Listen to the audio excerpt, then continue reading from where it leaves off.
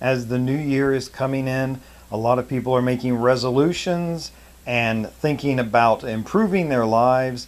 And I wanted to give you a little something here for New Year's that's not directly a tip or trick or technique about private investigations, but may very well help you, especially if you're starting out. Hi, Larry Kaye, ShadowAnyone.com, and the creator of the Investigator's Ultimate Guide series, premium private investigator training from someone who's been there and done that. And make no mistake, if you're starting out, boy, I remember it. I remember it so well. I remember the vehicles that I used, what happened when I didn't have a vehicle. Could I borrow one? How would that affect my insurance? What if something happened? Getting clients, of course, which is the most difficult part of this business. But all of these things, I remember starting out, trying to get my license, finally getting my license, trying to get clients, getting clients, making my living at it. But I want to share something with you today that may seem a little, warm and fuzzy. It's not like some dirty little secret or a trick, but it's very, very true. It's made such a difference for me, especially when I was starting out, that I just want to share it with you. And this is actually it's a quote by Steve Martin, a comedian and maybe philosopher, you might say, very smart guy, in his book, Born Standing Up. And when I read this, I just immediately sensed and saw that this was something that had served me very well. I want to read it directly so I don't misquote him. But Steve Martin, his quote is, "Thankfully, perseverance is a great substitute for talent." And this is Steve Martin, director, movie creator, comedian.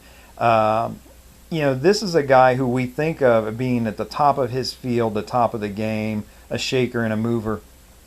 But, if you read his autobiography, Born Standing Up, you can see he struggled along and had to learn and tweak and test things just like we do in our business.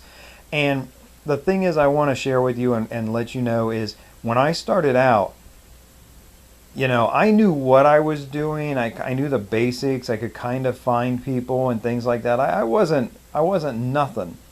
But, the thing that really set me apart at the beginning was my persistence. I would not let something go.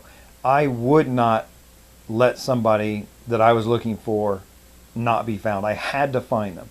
And I would go over and beyond so many times, just that persistence, that tenacity to keep looking. And so, whereas another investigator might do, me, I'm not a big fan of just doing computer stuff, but where another investigator might just search some databases or some public records, I would go out even on a skip trace and maybe set up on the guy's mom's house, to see if he showed up his Mother's Day. I might go out there and see what happens, pull the trash, even those types of things.